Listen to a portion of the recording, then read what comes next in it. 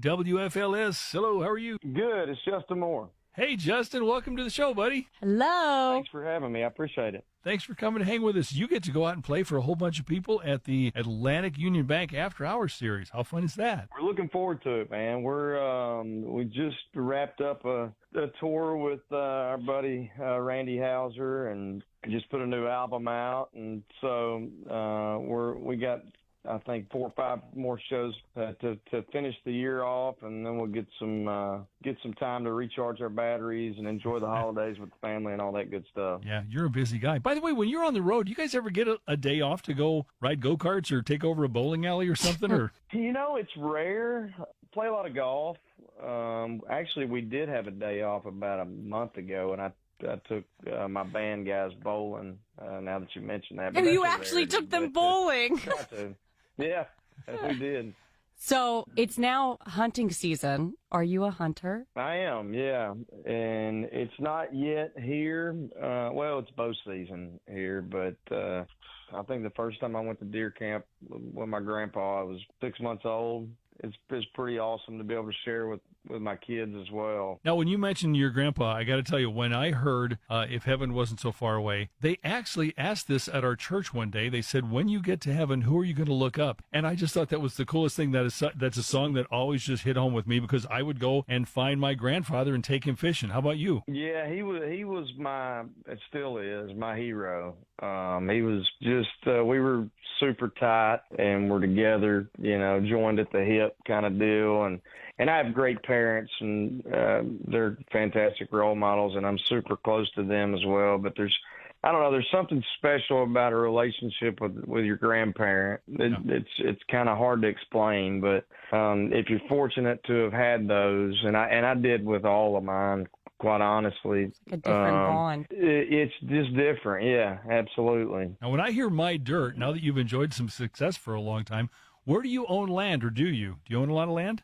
Now I'll talk about my other grandpa. When my wife and I, we lived in Nashville for between 9 and 10 years, and when we had our oldest daughter, who will be 15 here before long, we decided to make the move back to Arkansas, where I'm from, and I got to the point where it's because you're off. You get off the bus and you're just off. And so it's me and my wife sitting in this house for a few days, just kind of waiting on me to go back out on the road with a newborn. Yeah. And we're like, and we would call back home, and, everybody's, at my grandparents' house eating lunch after church. And we're like sitting there going, this sucks. Right. And we had great friends in Nashville, but they were at different stages in their lives. They weren't married and had kids, and we did that a little sooner than they did, and so we're like, what are we doing? And so my town is 300 people. Wow. And so it's tough to find land for sale. I mean, there's land all over the place, but nobody's selling it, which I respect. But when you're trying to buy it, it's frustrating. So, my grandfather, his mom passed away at his birth, and so he was raised by his grandfather on this piece of property. Then he and my grandma raised my mom and her siblings, and then I was raised here. So to be able to now do that, we ended up buying the land that I grew up on is the point. And so to be able to be raising our kids the same way that I was raised, and my parents still live maybe 1,000 yards from us, which at times is a little too close, I have to admit. That sounds awesome. You have all the help in the world, and they get to see their grandchildren, and I love that. I think the whole community factor. So was there a moment in your career, because you've had a super successful career, that you thought you wouldn't make it as far as you have? Oh, yeah. I've had a number of moments where I thought that. Now maybe we're in the clear. I feel like we'll be able to. We'll do this we can go play music as long as we want to. When I first came out, I signed my deal in 2007, and at the time, you know, the internet and stuff was just totally different. I mean, I think we had MySpace. Yo, MySpace. YouTube wasn't a huge deal. Facebook wasn't a deal. I mean, we were still selling CDs, and you know, it was just a whole different, you know, business. But that being said, record labels were different too, because if you missed, and you guys may remember this, if you had two misses in a row, you know, if you have two singles that flop in a row, they'll just drop you and move on to the next person. Brutal. Wow. Nowadays, they'll hang with you for albums and years, and, you know, and I think the influx of the different ways that people consume music or videos or whatever, I think that had certainly a role in that. And even the TV shows, The Voice and American Idols and all, you know, all that stuff. Yeah. And so they'll hang with you a little longer. But so my first single went to 38 and died a miserable death. and then the label wanted to put out Small Town USA as my second single. And I'm like, I mean, I understand it, and I know why I wrote it, and it means something to me, but I don't know if it's universal enough to become a big hit, and thankfully I was wrong. And I had in my mind, well, we missed this one. I might as well just pack it up and head home. So fortunately, we withstood those moments, and with my team around me, including my label, it's we've had fewer and fewer of those over the years, so I'm thankful for that. Yeah. That's awesome. If you weren't a musician, then what would you be doing? What do you think you would be doing? Yeah, it's a good question. I think after doing this, and I wouldn't have known this before, but after doing this, I don't think I could work a 9 to 5. Yeah. You know, I enjoy the freedom too much that I've had as an adult in the workforce, and but probably something with sports, because some people know, some don't. I'm as passionate about sports and enjoy sports as much as I do music. If I was 6'6" instead of 5'6", I would have got to play longer than high school, and but the good Lord didn't have that in the cards for me. But I still coach my kids in softball, baseball, basketball. I've been doing that. My oldest daughter's about to be 15. I started coaching her when she was 4, so I've coached all 4 of my kids, and it allows me to stay around the game. And Tuesday through Thursday, I live just about 50 miles south of Little Rock, Arkansas, and Tuesday through Thursday I co-host a sports talk show. Matter of fact, I just got off it about 40 minutes ago. Wow. So when you go to that's these, a lot of fun for me too. When you go to these games and you're coaching, is there just like a fan club, or everybody's kind of like, oh, that's just Justin, like, or are they starstruck or anything? Or are they just kind of used to you at this point when you go to the baseball games and softball? And the kids that I've coached over the years are now, you know, they're about to start high school ball, so they know me as coach, you know, and you know, some of the younger ones initially were. And I don't even know that they knew who I was. I was probably their parents. Yeah, right. They're like, go give them a hug, please. Now, run up to them. Yeah, but now if I go pick the kids up from school or whatever, I've got all these kids that I've coached for a decade, the older one, and it's just, what's up, Coach JM?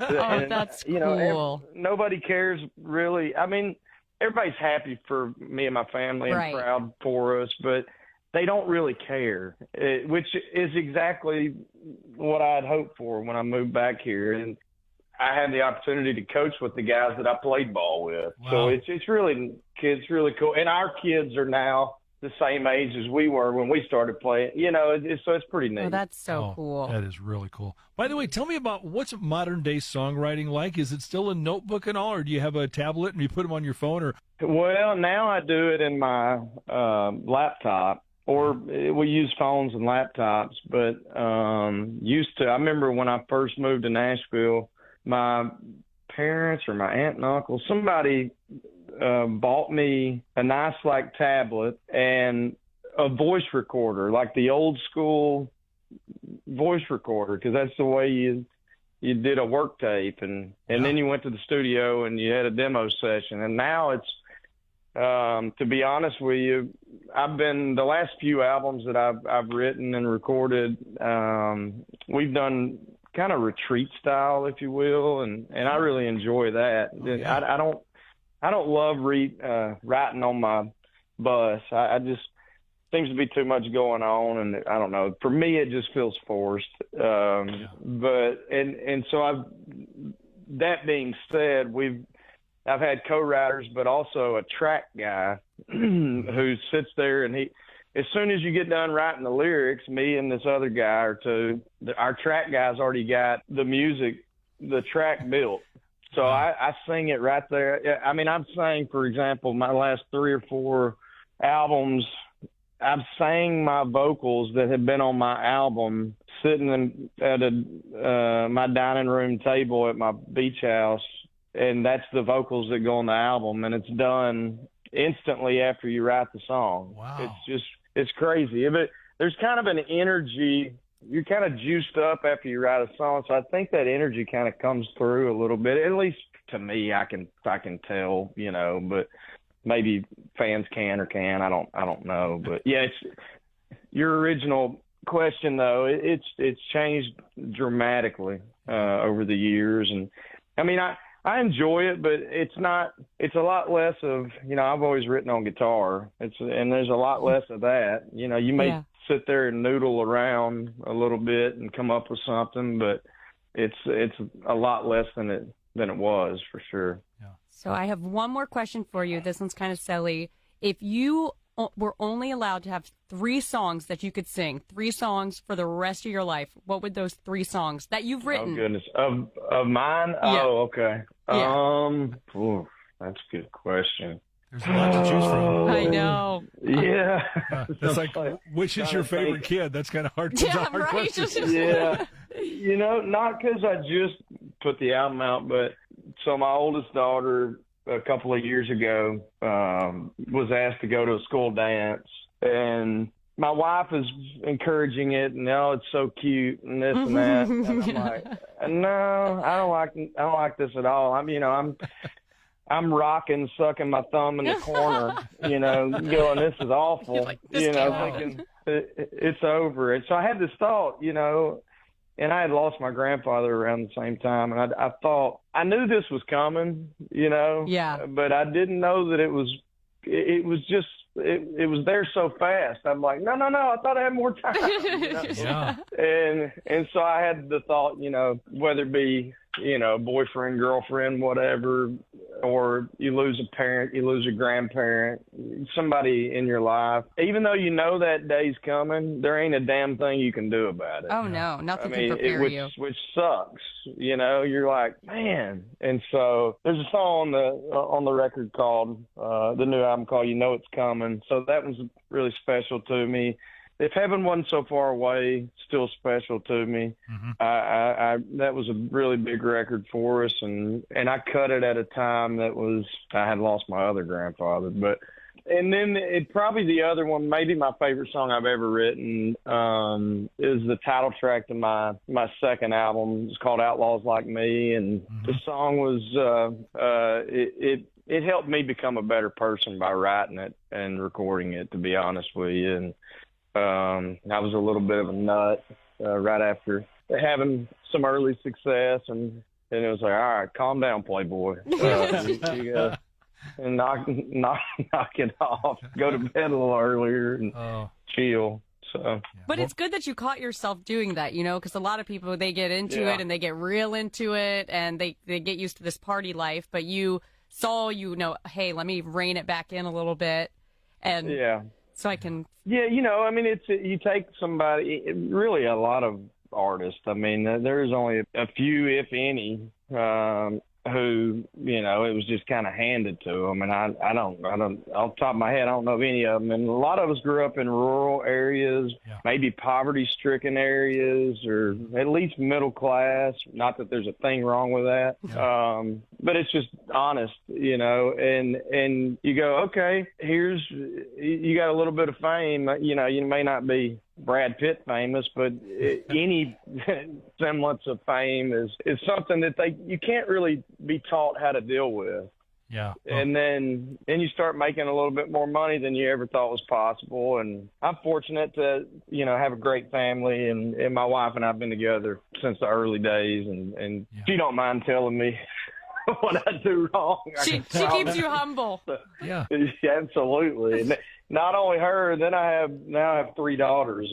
So they anything mom misses, they certainly don't. Oh yeah, you're outnumbered. You are outnumbered. Yeah. Oh yeah. I just have one little boy, and that's what I told my wife. I go, down the road, he gets a little older. Me and him just gonna go on the road all the time. Yeah, we gotta go. We got things to do. We've got bow hunting to get to. That's it. That's right. Well, we appreciate your time to share all this, and I love the way you tell stories too, because it's tough sometimes when real life shows up, and you've turned that into some incredible music over the years, and we appreciate all that. Well, thank you, man. I appreciate you saying that, and you know, I tell people at meet and greets, to your point, and stuff. I see them at the grocery store or the ball field, and they want, you know, they're nervous or whatever. I'm like, look, we burp and fart too. We're all just normal people. We just have cool jobs. You have never burped a day in your life. Don't lie to the people. My record label hates my label hates when I say stuff like that. But I'm like, I just try to make people feel at ease. You know. Oh yeah. They're putting a T-shirt together with that on it right now as you say that. So, all right. Justin Moore farts. Well, yeah, that's right. We'll go. Yeah. They may be dropping me. They may be putting a team together of attorneys to drop me from my record contract is what they may be doing. We were great right up until the burp and fart part. All right. Well, we'll see you on stage Friday night at the after the Atlantic Union Bank After Hours concert series in Doswell. Come tear it up, and thank you so much for your time. Thank you so much, Justin. Hey, looking forward to coming that way and enjoyed the conversation. Thank you guys for your time. We'll see you there, buddy. Thanks very much. Thank you. All right, bye-bye. Bye.